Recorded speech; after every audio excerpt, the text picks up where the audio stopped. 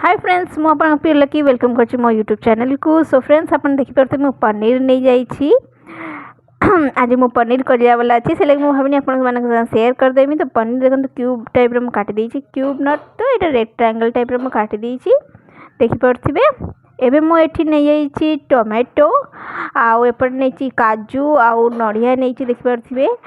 नड़िया जोटा कि हमर जोटा पानी फानी सुखी जाय छै जोटा कि पेस्ट करके हम देई परिबा। एठी अदा रसुण नै जाई छी, एठी मु प्याज नै जाई छी। ठीक अछि एबे हमें पनीर को मैरिनेट करिया पे कोन नै छी ना हल्दी मु नै जाई छी किछि देखिए बेसी नो टिके स्प्रिंग करके एमती हल्दी पकई देबे। तापर हमें लंका पाउडर नबा जोटा कि हमर रेड कलर आप नै परिबे काश्मीर रेड पाउडर नै परिबे किछि भी नै परिबे बट हमको लंका पाउडर टा दरकार टी मैरिनेट करिया पे। ये देखो मु मैरिनेट कर नै छी हाथ तर मैरिनेट कर परिबे। सो फ्रेंड्स देखो मु गैस ऑन कर देली आ मु कढ़ा भी नै जाई छी। एबे टिके से गरम हबो जांकी तेल पकेइबा। एपटे मु पनीर देखंतु मु जोटा मैरिनेट करिक रखी दिली से 10-15 मिनिट रख से ऑलरेडी। एबे मु ऑयल नै छी जोटा कि फॉर्च्यून ऑयल माने रिफाइन ऑयल अपन जो ब्रांड यूज कर परिबे बट रिफाइन ऑयल यूज करंतु टेस्ट बहुत भलो आसीबो। सादा तरकारी रिफाइन ऑयल बहुत ही भल लागे।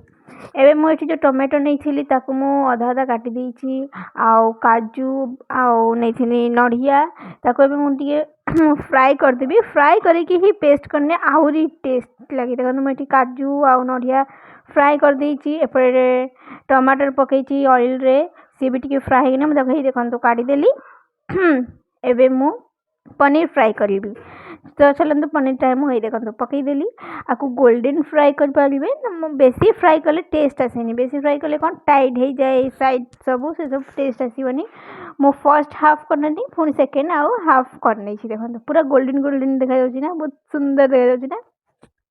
एबे एठी मु पेस्ट करिया पई दे देली सिला रे।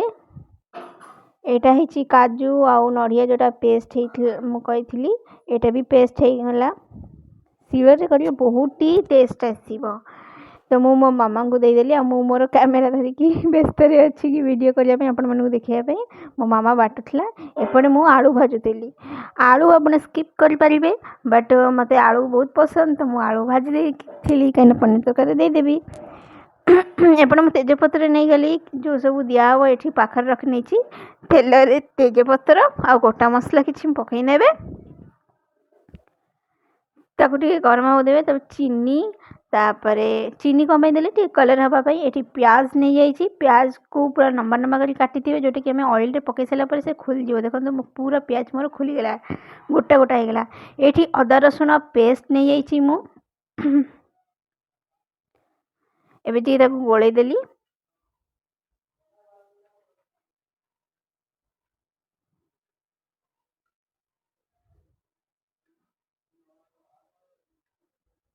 एडी हल्दी आउ हल्दी को भी टिके मु गोळै देली माने जेते बेसी गोळैबे सेते भलो।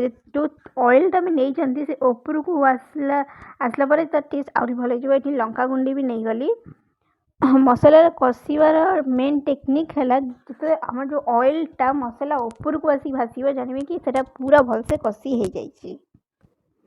सेने जेते गोळेबे सेते भल लागे टेस्ट। एपटे लूण स्वाद अनुसार जेते जे नै पारियो जे जो माने जेते अनुसार नै छै सेते अनुसार नेबे सेटा म कहि परिमी नै स्वाद अनुसार नबो। एठी मु किछि पाउडर नेली धनिया पाउडर जीरा पाउडर नेबी जोटा कि टेस्ट पई बहुत बढ़िया स्मेल आसी।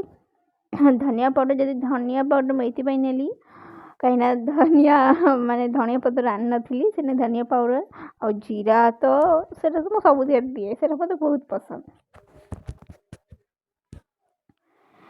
एबे ताकू टिके दबा किछि 10-15 मिनिट। एपटे देखो हे गेला। एपटे मु काजू आउ जो टोमेटो बाटी थिनी एबे ताकू भी दे देबी। ताकू दे दे कि किछि बेसी मिनिट न कम मिनिट कसी दबा टिके सेटा को बेसी कसा जाय ना।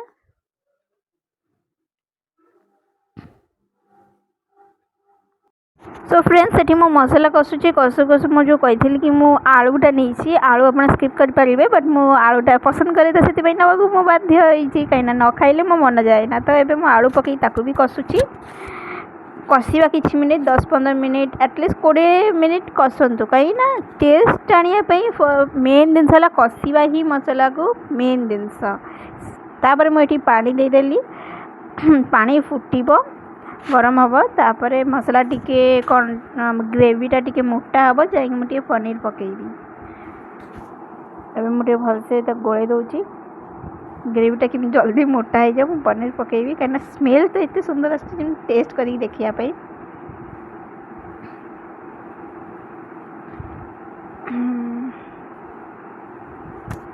ये मु पनीर देखो तो भाजी रखीदे एवं पनीर को मु पकईबी